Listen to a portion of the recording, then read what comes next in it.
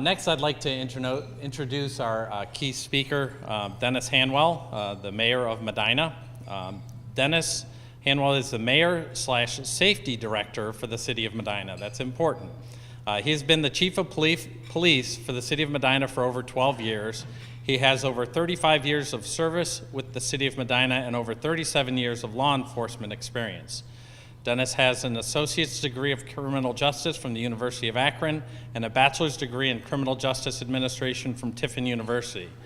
Dennis has served as the president of the Medina County Police Chiefs Association for 11 years. Dennis has articles published in national criminal justice periodicals and has been a speaker at previous Ohio Attorney General conferences, safety community conferences, and public safety director conferences. Under his tenure, the City of Medina Police Department has received both state and national recognition for various community policing initiatives. Those initiatives are now implemented citywide under a community-oriented government model. Dennis has been married to Chris for over 40 years. Congratulations to both of you. They have 2 adult children, Jonathan and Nicole, and 1 grandchild, Madison. While this is a great testament to Dennis's commitment to the community, my exposure to him over just the past 2 years has been phenomenal. If you've noticed in some of the things that have been flashing up on the screen, Dennis is out and about. He is everywhere that new businesses are opening up, things are happening around the square, both good and bad. Dennis is there or is in contact with his people. He has done a great job in merging all of the departments together to act as one. It's a goal that I've actually sort of tried to mimic in my own organization, that you no longer will hear "not my job" from anybody at the city, and hopefully no one at Insight either.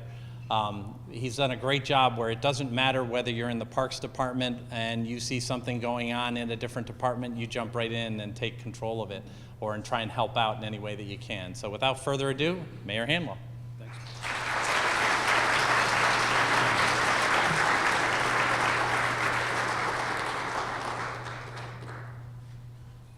So I'd like to thank you all for attending. It's good to see a crowd of this size.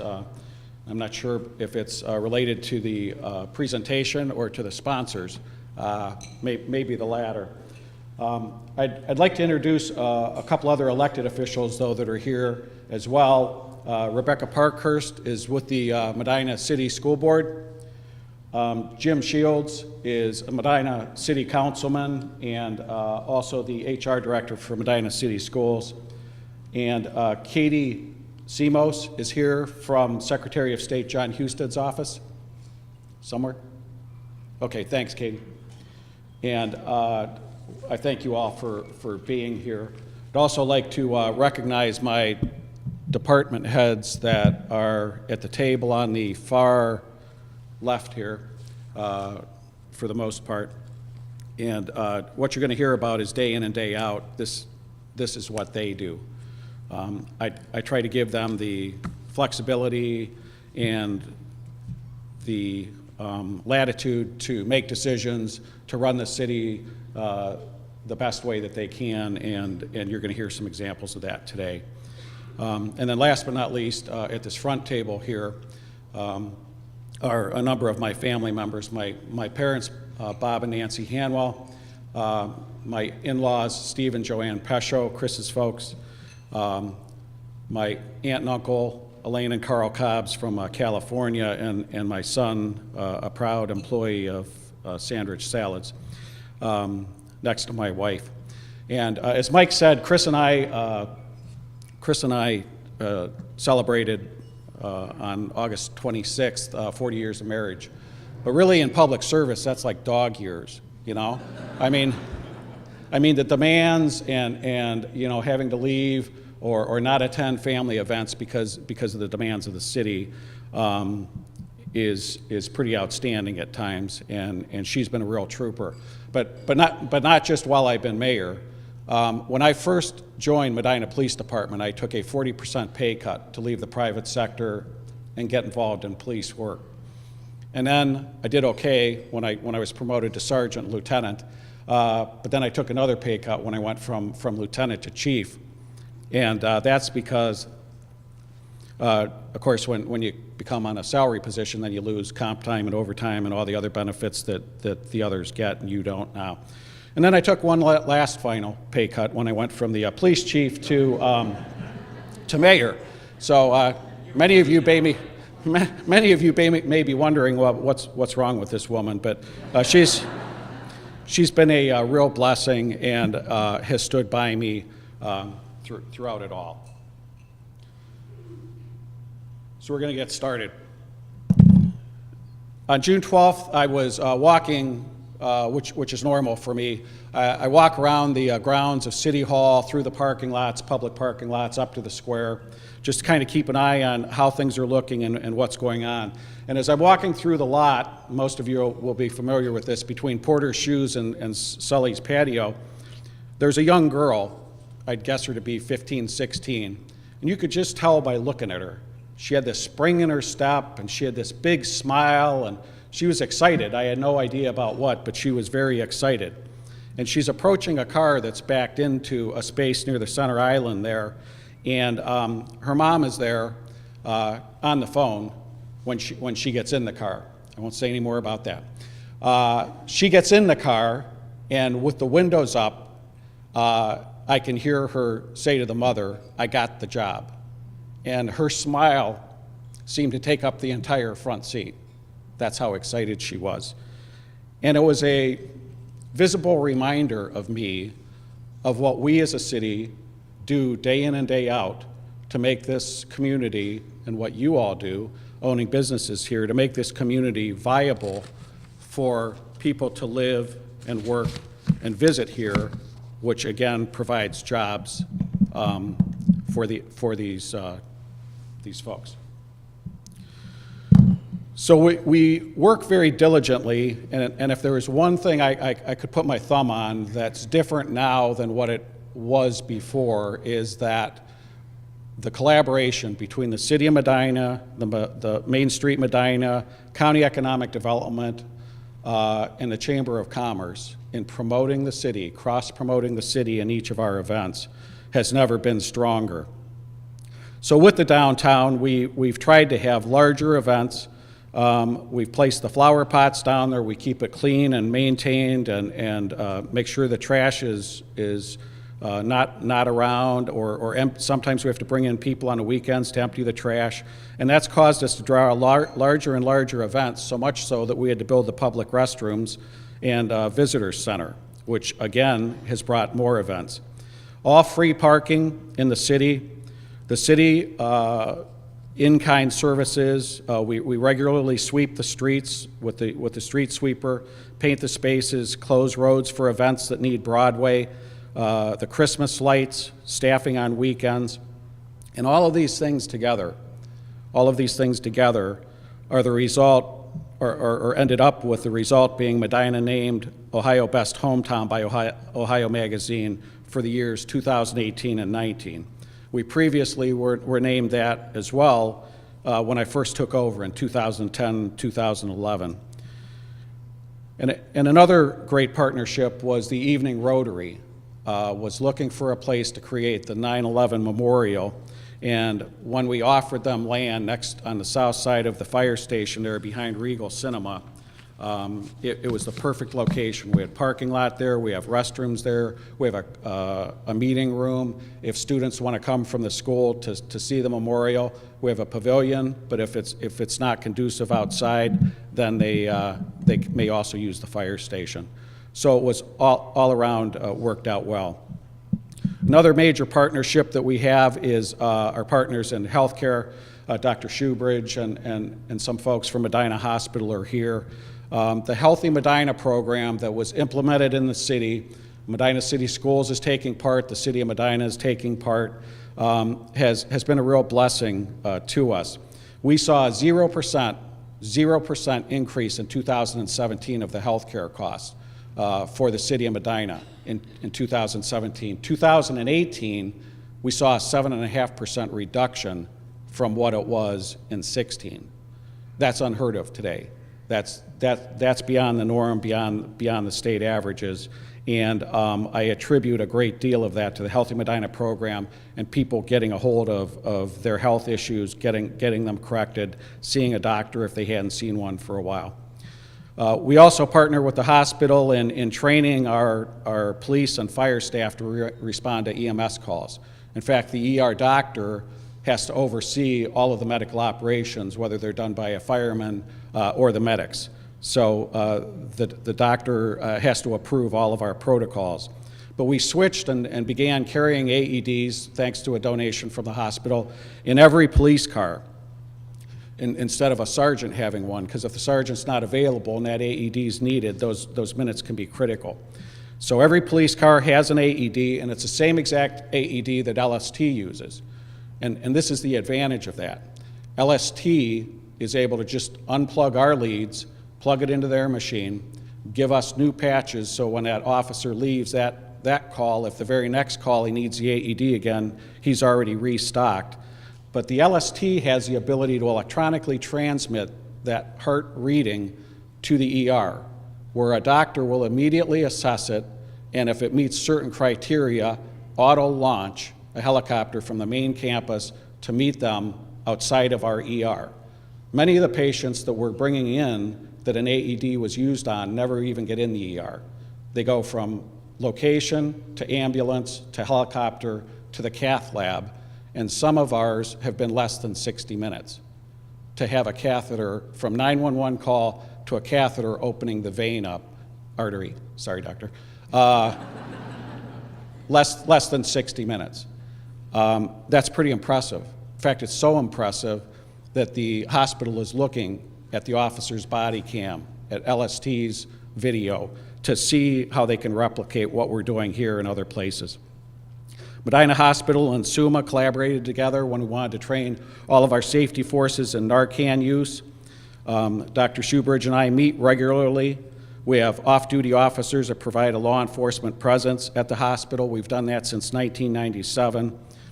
And currently, I am working with Metro Health to see if they would have an interest in coming into Medina County for maternity services or other hospital services that we don't currently have. And I'd like to publicly thank Senate President Larry Obhoff and Representative Steve Hambley for their help in getting that change in the Ohio Revised Code to permit Metro Health to make that change if they choose to. We have a great deal of partnerships with the county offices. Medina TV, Jared's in the back. He's one of our department heads as well with the camera, and he's the one that set this all up for you all. And they helped me write this PowerPoint. I'm not the technology guy. I can give them the talking points, and then they take care of the rest from that and do a great job for us. But they also help with the county, common pleas sentencings, domestic relations programs, county auditor programs, county treasurer programs. They tape every commissioner's meeting, military programs, senior citizen programs. And then two things they do that the overall public as well greatly benefits from is they interview the candidates running for public office and put them on the videos or cable so folks can see them, thanks to Armstrong. And they also show the election results. Right from the Board of Elections, they have folks updating them throughout the night into the early morning hours. Economic development, we work very closely with Medina County Economic Development Committee on such programs as Made in Medina County Expo, Made in Medina County Day, joint business retention and expansion visits, JED projects, and monthly County Economic Development Committee meetings. The sanitary engineer for the county serves on the City Economic Development Committee, and I serve on the County Economic Development Committee. So there's a lot of cross help and support for one another. Engineering, our engineer's not here today. Pat Patton does a great job for us, but the county handles our sewers in the system in the city of Medina. And have under a contract for a number of years. They also cooperated with us in doing emergency connections so that we don't run the risk of having a sole provider in Avon Lake not being able to supply us with water, and then as our tanks begin to deplete, the county has the cross ability to hook to Cleveland water as well as Avon Lake water, and we have the ability to hook into the county system so we get the benefit that they get from Cleveland water. We also try, you may not believe this because I know this has been a rough construction summer, but we try to coordinate our road closures with the county's road closures so that we're not adversely affecting each other because if we don't have that communication, they're closing their road thinking they can come into the city and we're closing ours thinking they can go to the county, and in the meantime it's a parking lot. So we're doing our best to fix those and coordinate amongst each other. At our rec center, the county employees are provided reduced corporate rates. It's also a polling site for the Board of Elections, and we try to use the building as much as we can cooperatively. In parks, we lease Lake Medina and the walking trail to the county parks. We try to promote what's going on in the county parks, and they cross-promote what we're doing in the city. We've borrowed their truck, county soil and water, county highway engineers. They have a high enough truck that we can change the light bulbs on our ball fields, and the city does not have a truck. If you go to other communities, every city would have that truck. They wouldn't share equipment. Here we've tried to work together where we have some things that they can borrow and use, and we do the same thing. We've had trainings collectively between the county and the city for electrical hazards and line clearance. We've helped them with tree plantings, tree recommendations. We work with the bicycle transportation group for the interconnection of the city trails and the county trails. With police, we have a full-time officer assigned to the Medina County Drug Task Force. We assist with the Medina County Explorer program. We assist with the Medina County PAL program. There's a great deal of mutual aid between the city, the sheriff's department, the townships, as well as the highway patrol. We have a county-wide detective task force if there was a major crime occur, rather than have one department have to investigate it. By having multiple detectives from a variety of jurisdictions, it gives a better work product. The animal shelter takes animals from the city.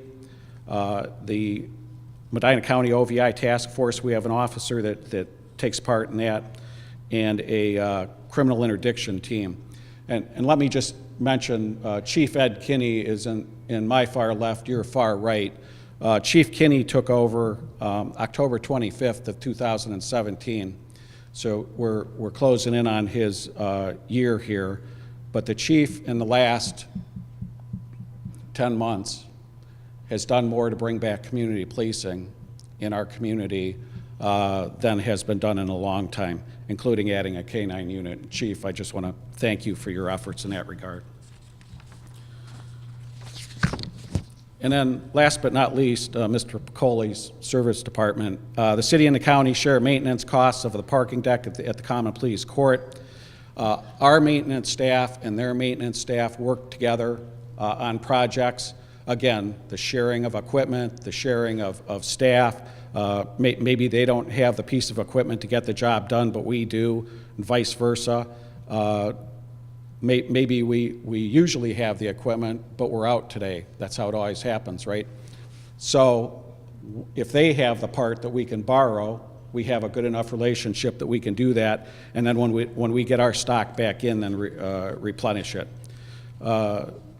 Nino serves on the county transit committee for the county buses, and I am presently serving on the Medina County Facilities Committee that was started by Commissioner Bill Hudson, and we're looking at additional collaborations between the city and the county. The main one of interest to me and hopefully you, because it's going to save taxpayers dollars, is to build a combined common pleas and municipal court behind the existing common pleas courts, and we can share security, share parking, share meeting rooms rather than us both creating our own. Again, trying to use the dollars more efficiently. That's because it was the wrong button. Working to help businesses grow. Commercial and industrial, again, this makes us unique in the city of Medina. If somebody, and I changed this shortly after I took over, if somebody has a business in Medina and they want to talk to us about expansion, I don't make them come to City Hall to meet with the City Hall staff, and I don't make them meet department by department by department. We'll take, maybe not that whole table, depends if Parks is involved, if trees are involved or the rec center is involved, then they're there too. But we'll have 8 to 10 of us from the city, Jobs Ohio, Ohio Edison, if it's going to be a huge electrical draw, and we meet on their site because that's more convenient for them, and we appreciate their investment, and that's made a big difference. We do after hours. Dan Gladish is here as our building official. Dan will come in on a Saturday if he needs to. He'll come in at 5:30 or 6 in the morning if we need to keep that project moving. If he needs to stay till 7 o'clock at night, because that's when they're going to get the latest step of the project done to inspect it, Dan is willing to do that. You won't find that in most cities, if any. We replaced every industrial road in our industrial area, created wider radiuses for trucks, and also added commerce, an extension of commerce from Branch Road to West Liberty Street. And what we're doing now is we're getting permission from ODOT. We have one, I'm working on the second, but we're going to try to intercept the trucks heading northbound on State Route 3 at 162 and post a sign, Medina Industrial Park, and send them west on 162, and then Lake Road and 162, send them north. That avoids all of those trucks on the square. The other thing we're looking to do is add a mast arm where the county parking deck is to direct the trucks to the industrial park straight out 18 instead of trying to go around the square and then turn right on Smith or right on Lafayette. The advantage of that, and then we bring them in commerce at the way station. The advantage of that is the less time we can keep the trucks. We need the trucks for commerce, no doubt about it. Our businesses, our industry, we need the trucks. But we're trying to make it more convenient for them as well as cut down on the congestion. So those two things are going right now. At the railroad, we used to charge $17,500 a year, and we had 3 corporations using the railroad, and then the city was also a user. And we found out that our reserve was up greater than about $300,000. And we didn't need $300,000. In an average year, normal repairs that we make are somewhere in the area of $65,000, $70,000. So why would we charge people that amount of money and keep building a reserve that the city doesn't have or doesn't need? So what we did is for 5 years, 2013 to 2017, we cut that amount from $17,500 to $10,000 a year. Now they still pay a per car fee, and it depends on what they're hauling, what that fee is. That's all negotiated in the contract. But we saved them then $7,500 each year for the last 5 years. Well, then we got together again to negotiate the contract for 2018, and guess what? Reserve's still $300. So they were pleading, the corporations were pleading with the city, can we keep it at $10,000? And I told them, why don't we make it 0 for 18 and 19, and then we'll get back together. We may have to go back to $10,000. But if we're still at $300, for that matter, if we're at $200, then we'll continue to waive it until the fact that reserve gets down closer to $100,000, so we have a little bit of flexibility. Decisions like that, from a municipal standpoint, working with businesses, are like what one Carlisle Brake and Friction to close our Oklahoma plant and build the plant expansion here in Medina and create 100 jobs here for us. And they asked me at the end of the meeting, we met with them, and then they went away for 2 months, and then they came back to say they were closing Oklahoma. They wanted to know what was different with the city. And when I shared with them what we did with the rail users, and I said, when you're talking to those other two cities, ask them if they've ever done anything like that. And when the president of Carlisle Brake and Friction came to meet with Kimberly and I and Bethany again, he said, Mayor, you're right. Nobody's ever done that, because it doesn't happen. Those are the different things that we're doing in Medina. Decisions like that have also caused Sandwich Salads and Drug Mart, that are both represented here, to continue expansions in the city of Medina. And Fire Decks this year, doubled their size, literally doubled the size of their operation in the city of Medina. In 2017, this is an interesting statistic, 2017, our total investment, both commercial and industrial, was $116 million in buildings and equipment, $116 million. We thought we had a good year in 2017. We thought we had a good year in 2016 at $37 million. You can see the difference between those 2 years. And those investments also created almost 500 jobs in the city of Medina. Another thing I'm very proud of is creating solutions to problems that just kind of come out of nowhere, right? When I was still with the police department, we had the fairgrounds explosion, had a number of deaths, had numerous injuries. We had, with the help of the hospital and LST, we had ambulances, 8 at a time, staged, and others coming from a broad region. We had 4 to 6 helicopters, 2 on the ground and 4 waiting to take the next patients. To take a serious incident like that and, as a team, manage it, work your way through it, get the people the care they need, let the families know where their injured or deceased relative ended up, is no small feat. But I'm proud that the city worked our way through that. January 8th, I come into work, 2014, January 8th, 2014, I come into work and find out our water tanks are going down and there's no way to get water into the inlet at Avon Lake. There's not a book for that. There's nothing you can look up on the internet to say, how do you fix this? So Nino, Pat Patton, the county engineer, working with the folks at Avon Lake, kept looking at, what can we do different, what can we put together, and we ended up laying cross-connection hoses above ground, they're permanent now underground, hooking to the county system, and then we put a fire truck up on the north end of town across from the old Kmart building there, because their hydrant and our hydrant connect to the Cleveland water system. We use the fire truck because it could increase the volume that we could pump and get those tanks back into a safe order. And it was not only for the boil alert factor. We had to boil in the city because obviously the fire truck is not sterile. But it's also that you lose your firefighting capabilities. If you don't have enough pressure in those hydrants, then if, God forbid, you have a fire, then you're not going to be able to handle it. So again, another great example. In February of this year, February 19th to be exact, a holiday, we had the building collapse on just south of the square there, Gardner's Cottage.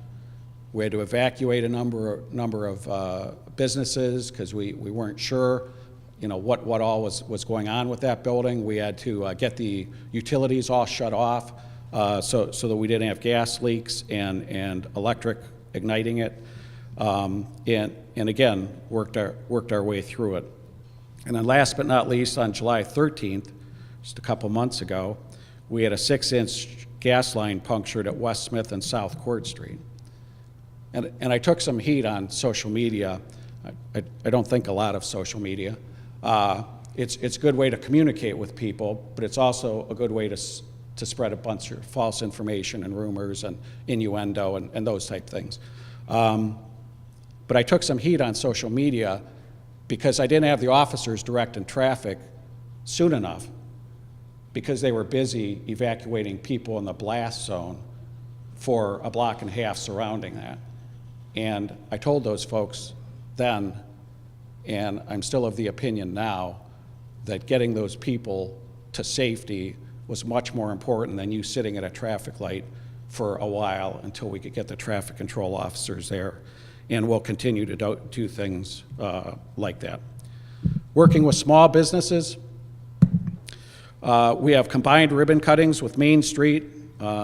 Mike has attended those with us. The media usually comes along, which is good, because that you have a new business start and you've got everything you own is invested in it, and you're doing everything you can. So the city wants to try to help as best we can to promote them.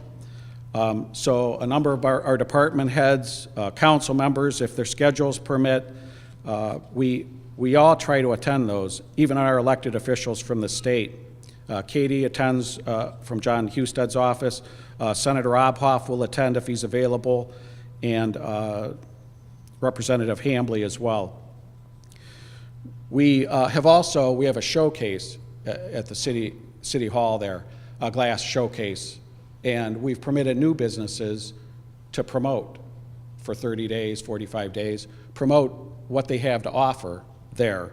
Again, just trying to open up another opportunity to give them some exposure as people come in and out of City Hall. And then last but not least, with the small businesses, the city, the Chamber of Commerce, Main Street Medina, and the CDC all developed this visitor's guide. I was going to bring one to wave it, but I forgot to bring it. Anyway, it's green. It's got a map of the whole downtown. It's got all the eateries. It's got all the stores. And on the back of it, it's got a calendar of events that are coming up. And we have those in the public restrooms. We have them at all the public buildings, because if people can take and leave with that, the chance of drawing them back in again when the Medina Fest is happening, when the Candlelight Walk is happening, when the Ice Festival is happening, it's a great marketing tool, again, with all four of us sharing the cost of it to continue to push the economy of our community as a whole. Another great collaborative effort is our work with the churches, both when I was the chief of police and as mayor. I've been involved in the National Day of Prayer, first Thursday in May. We started with an evening service. Now we're doing a breakfast here. We do a noon service, and we also do the evening service still. Black History Month celebration. I help with church anniversaries or pastor anniversaries and recognition services.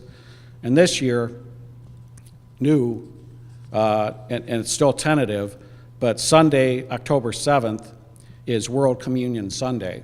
And as we're talking about unity in the community and pulling together, supporting one another, being respectful of one another, there's an organized effort with the United Church of Christ to host an event on the square the evening of Sunday, October 7th, with the other churches, again, to show unity. And I know a number of our pastors are at one table on the right and one on the left. If the pastors that are here today could just stand for a second. Thank you.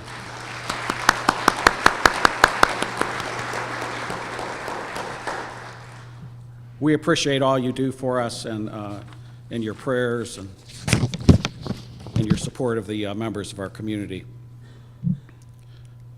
Our schools are another great collaborative partner with us. The city provides 2 full-time school resource officers, one shared between our middle schools and one at the high school. The city has a civil service office, and we have 1 clerk. And the city and the schools share the cost of that clerk. In other areas, each would have their own. And in this time, again, we're trying to do the best we can with your taxpayer dollars. The schools are in charge of cleaning and maintenance of the MCRC, the Rec Center, and the Performing Arts Center, which we both use. We've combined our purchase of office supplies so that we can save costs in doing that because of the bulk. We share equipment and facilities with one another. Jim Shields is a real asset for us because we don't have an HR director. I didn't want to spend the money on an HR director, so the duties are kind of spread between the civil service office, the law director, my office, and when we get real stuck, we look to the professional from an HR standpoint of, you know, are we on the right track here? Are we approaching this in the right way? Jim has also helped us with department head interviews when we're looking to select another member of the team, because he understands what we're doing and how we're doing it and why we're doing it. We buy our salt for the parking lots and the roadways together, the schools and us. The schools provide an impound lot out where they park their buses for our impounded police cars, and that's saved us a great deal to have a secure place under video. The city has some vehicle diagnostics to work on the larger vehicles, and the school has some others. We both have maintenance people, but we don't duplicate the same equipment. If we buy one, they don't. If they buy another one, we don't. And then we can take them back and forth. We're about a half a mile apart, our two maintenance garages. The city also provides presenters to classes or mentors for staff as requested. Jim Shields started a third grade government program before I was mayor, and every third grader in the city schools comes through, and we give them jobs of the department heads and city council and let them make the decisions for that hour. And I assist Jim in doing that. We've continued that third grade program. The city owns a house at the little driveway across from Woodland Drive, across 3 there. It's called the Bowman House, and we permit the schools to use that because the house is very conducive for their special needs students. And the school staff serve on the City Economic Development Committee meeting. We share baseball and softball field maintenance. Some of the fields are on school property and they let us use it. Some of them are on city property and we let them use it. When we go to replace computers, in fact, we were just talking about this about a half hour ago before I left City Hall, sometimes the schools have a use for those computers. Instead of us sending them to get rid of government property, you have to send it to auction. And rather than us auction those and get pennies on the dollar, we give them to the schools, and the schools can use them for their programs for another period of time, and then they go to auction and get the pennies on the dollar. But at least they get a number of years use out of them. Then we had diversity training for city and school staff in 2016, and the schools have also collaborated with the city to create a disaster recovery computer model and room, so that if we come in one day and City Hall isn't there anymore, we're backing up to a computer system over at the high school and can fire those things up and get the city back on its feet. The hardest part of that, you wouldn't think so, the hardest part of that is trying to get Frontier to transfer the lines from this address to that address. They can't do that with the switch. They have to physically come in and unplug it here and plug it back in there. We're hoping their technology improves shortly, so we can fix. That's the only link. Working with our senior citizens, we have a senior snowplow program that we offer to them. Love Medina Community Service Day is where churches will organize a group of churches, and they'll go out, maybe pick up leaves, paint a fence, put shingles on a outside shed. Sorry, I just need a drink. Another thing that we do for our senior citizens, sometimes seniors, sometimes disabled, people will ask you, well, why don't you privatize sanitation? If Adam Frederick was here, I'd look at him when I said this. Why don't you privatize sanitation? You guys could send a slew of money if you did that. And the reason we don't privatize sanitation is that you lose the customer care. So we have a number of our residents that can't get their garbage cans out to the road and can't get them back up to the house. our garbage men will do that. They know which houses they are. They're on the route. They do that same route every 7 days, and they take care of those folks. I can tell you right now that if we contracted for a service like that, that service would go away, and those folks would have to find other means to help themselves deal with that. And then just this year, 2018, we began financially supporting the senior meal program through the Office of Older Adults, and we thought that was important for our senior citizens. Friends of the Cemetery, the city has a strong relationship with the Friends of the Cemetery. The new administration building that you see out there on the very east edge of the property at Spring Grove Cemetery was built collaboratively with the city and the Friends of the Cemetery. And I can tell you, that's very important, because how it used to be, if you lost a loved one and needed to go in to purchase a lot or a space for cremains, you were literally in the work garage with the trucks and the smell of oil and gasoline, and it just wasn't a very good experience. So now we have an office just for that. And we also moved Jansen and Parks over there as well, because we use forestry and parks to assist with cemetery, and cemetery to assist with them. Plus, we have a clerk, part-time clerk for that, who can also handle some of the phone calls and things instead of having the normal staff have to do that. They restored the chapel of 1884. They created a hard-edged lake and refurbished the old lake. They built the first columbarium wall, and they're working on a second. They restored the mausoleum, the soldiers' mound where the flag is. In fact, that's what's on the picture there. That was all done by Friends of the Cemetery. They restored 199 gravestones in the Old Town Cemetery, and the city and the Friends of the Cemetery were able to work together to get the Spring Grove Cemetery on the National Register of Historic Places. We have a lot of community partners too. Murray and Sue Van Epp, many of you may know them. In fact, that's them in the video. I'm reading my notes and not looking at the screen. So they paid for the erection of that fountain at the Bicentennial Park. They paid for one of the water features at the renovated city pool. They assisted in the engine house repairs up on the second floor of the engine house on the square. And if you've been by the Bicentennial Commons lately, you'll see a cement pad there. Just this year, later this fall, they're purchasing a bicentennial bench to place on that cement pad in our Bicentennial Park. The Stevenson Foundation built the sitting wall at the Bicentennial Park.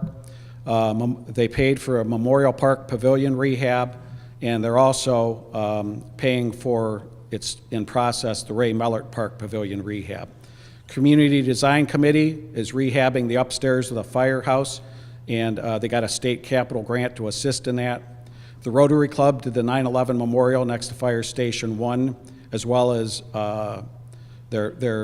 the Morning Rotary is doing a pavilion rehabilitation at Reagan Park. The Kiwanis Club each year do flowers at Jump Park, and they sponsored the reconstruction of the pool concession stand. And there's a Medina Trails maintenance group for the bike trails who donate thousands of hours every year of both service and funding to keep our mountain bike trails in the good shape they are.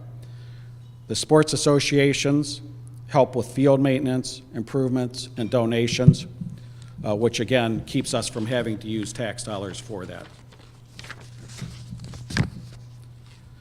With our safety forces, there's ongoing mutual aid and training between police, fire, and EMS, as well as the other agencies like the Sheriff's Department, the Highway Patrol. I shared with you the advantage of having the officers first on the scene. We can have a police officer in an emergency medical call in 1 to 2 minutes. Anywhere in the city, 1 to 2 minutes.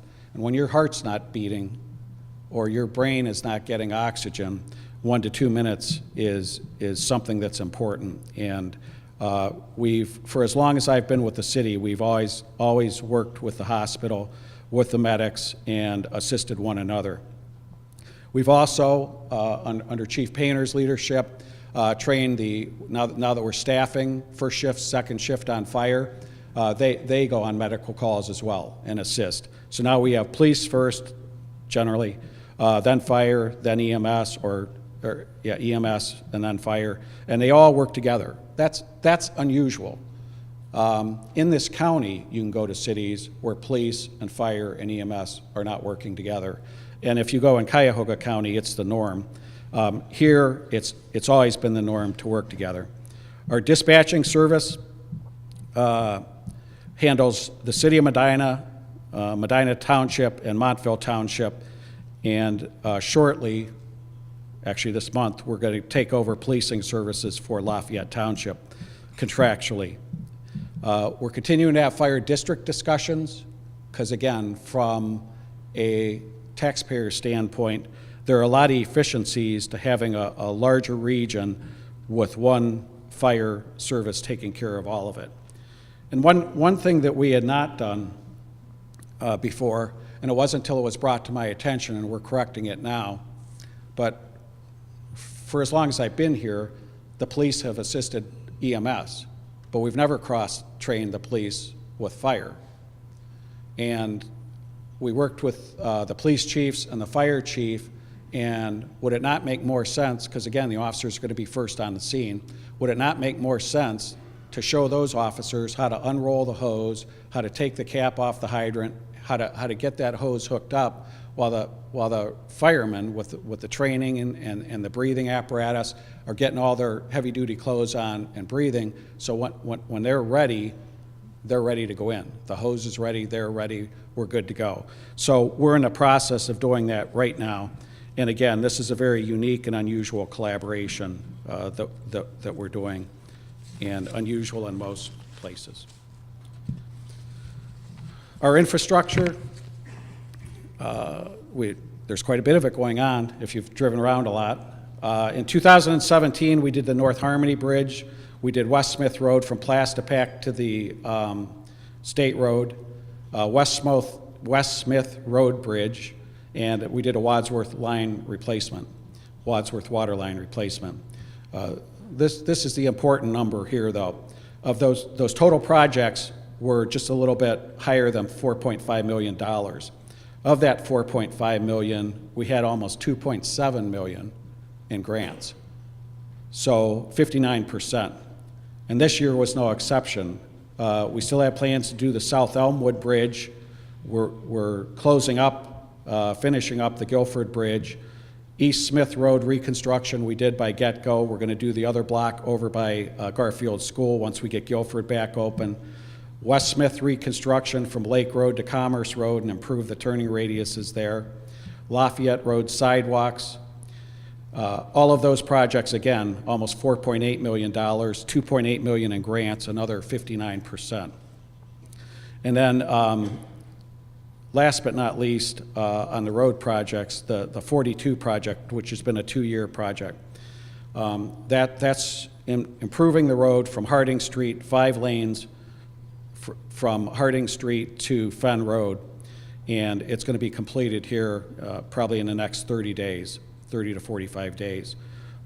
This one is even more impressive, and that's the reason I separated out this one project. That project alone was over $31 million, but 28.5%, or $28.5 million was grants. So that whole project that you see up there was 91% outside dollars from the city of Medina. Now, it's your tax dollars. It's your tax dollars going to the state and coming back.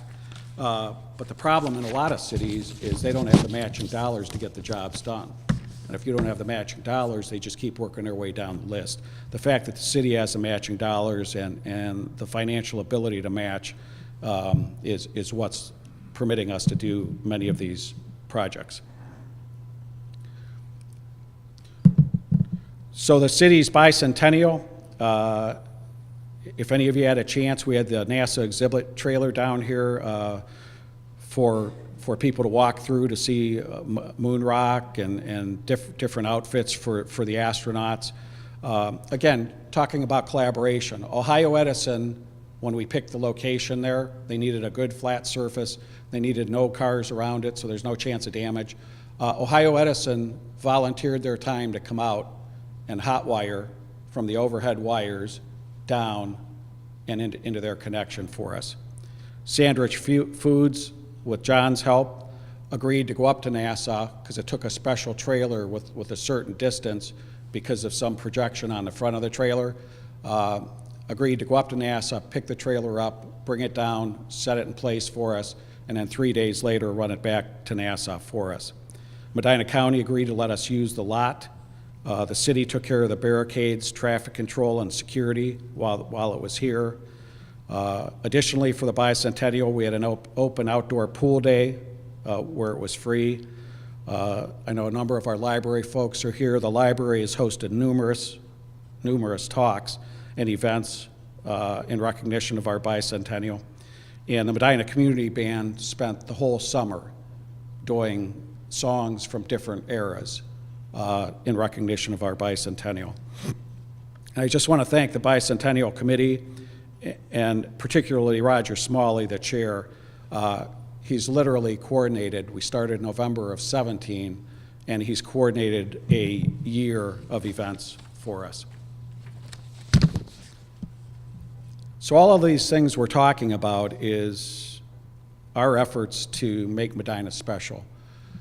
And I shared with a few of you on my way in today that what I do, because sometimes you all probably the same, right? You're so busy with day-to-day things, you don't have a chance to kind of take a look at the big picture and what's going on.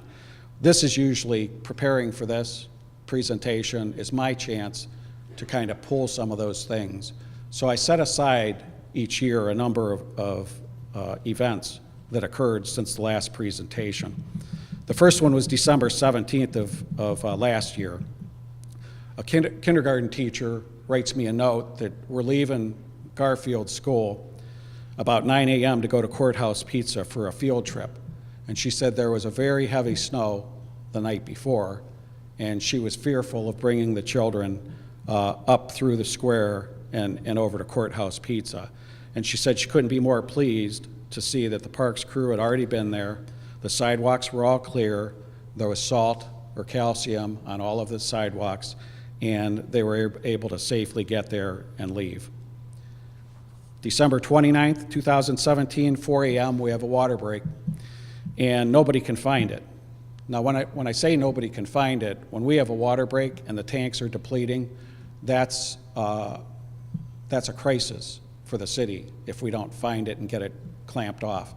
So everybody that's on staff, if they're at City Hall and have trucks, they're out looking for it. The police are looking, the fire are looking, EMS is looking. We're all trying to find this. And it just so happened that the area it was leaking in was right next to the Rocky River, between the Suma driveway and the Rocky River Bridge. So the water is pouring out of there into the river. Well, you're not going to find that on a residential street or an industrial street. It took us a while, and we were able to get it clamped off. But this is the important part of collaboration again. The pipe was so deeply buried that none of the city equipment could get to it. So we call Doug at Medina Excavating because he had a larger digger and larger vaults to keep our folks safe while we dropped them into there to get this pipe fixed. Medina County offered to us dump trucks for our plows, dump trucks without plows that we could then run over to Osborne. And Osborne permitted us to come in all night long and load gravel and keep track of it ourselves to get the repair done, get the water back on, so that the boil alert wasn't any longer than necessary. Again, just a whole realm of collaboration. Birch Hill Drive, in the spring of this year, there's an MS patient that is continuing to fall and is not strong enough to help herself out, so she continues to call the ambulance because there's nowhere else to call to help her get back up and get into her wheelchair or into her chair, whatever she needed. The medics tried to work with her that you really need some rehabilitation to get yourself a little bit stronger, but she didn't want to leave her pets. So the medics arrange among themselves care for these pets. They then put together a plan with Dan from our building department and our firemen to construct a ramp for her. She gets the physical therapy. They construct a ramp for her. The supplies are donated by our local Home Depot here. They also cleaned up a lot of the clutter. There were things that she was falling over because she didn't have the strength and the ability to clear paths for herself. They're now working on trying to get a lift chair because she's got an upper floor as well. That's not quite done yet, but this is the important thing. There have been no calls for assistance at the home since the intervention of EMS, the building department, and the fire department, and that's pretty special. May 2nd of this year, we had a oversized load coming through town. Our traffic lights hang at 16 feet. So ODOT permits this truck to come through that's 17.5 feet tall. Guess what? It's hitting lights, it's hitting wires, it's hitting everything. And we were physically lifting the wires block by block to try to get this thing north on Court Street. And through the intervention of our police lieutenant, Dave Burkbickler, who has a good relationship with the ODOT permitting crew, he convinced them that this was not the best route for this truck to be on. And we had a nice big lot at the Kmart facility where we could down that truck and leave it there until they found out a better plan. May of this year, there's a 17-year-old male that scout working on his Eagle project, and he wants to build a pergola adjacent to United Church of Christ Congregational. And of course, he doesn't understand. He knows what he wants to build and needs to build it, but of course with the city, you know, there's processes. You're in the historic district, so it has to go before the committee. They have to approve it. We have to also have plans that are approved by the building department so it's safe. So they work with him, get this all together, and they were there just a couple weeks ago, and I got a note from the father saying when they showed up for what they thought was going to be the final inspection was already done. And what the young man was presented with was a binder with all the drawings, all the informations, agendas from the meetings, photos of the project from start to finish, and it brought his mother to tears. And then last but not least, July 10th of this year, a mother wrote me a note that her young daughter, 2-year-olds, it's 2-year-old swim lessons. Her 2-year-old daughter is at the outdoor pool, and the other participants didn't show up. And how special the instructor was with that daughter, who's pretty timid, in gaining her trust, getting her over her fears, and she thought that took a lot. So I sent that email over to Mike Wright. But then more importantly was that swim lesson was from 6 to 6:30. At 6:30, one of the other class participants shows up because they went to the rec center instead of to the outdoor pool. And the young lady apologized with the child, said, you know, I'm sorry, we were at the wrong place. So Emily, the instructor, stays the extra half hour to do the second child. These are things that make Medina special and me proud to work alongside our staff day in and day out. I know I'm getting late. One more thing in closing. Then we'll go to questions. So Roy Lehman, many of you may know Roy. He's been in town for as long as I know. He was one of the co-owners of Bennett Lumber, and he works with the Morning Kiwanis. So on June 29th of this year, he stops up to get the key for the parking deck. because they store their ice cream in a refrigerator there, so they don't have so far to haul it for the events on the square. And he had a grandson visiting from out of state. And as he's walking him from the glass doors at the back of City Hall to my office to get the key, he tells the grandson several times, "Best mayor ever, best mayor in the country." He's talking to the grandson about the community collaborative model that we do here, informing him of what we do different here versus the way it's done in other cities. And I was impressed with that it's made enough of a difference in the community that the community is sharing how we're doing it versus the city sharing how we're doing it. It's not about me. It never has been, never will be. But what it is a collaborative approach to government that's promoted and shared by all of our staff and our constituents. And it's my honor and blessing to serve all of you. Thank you.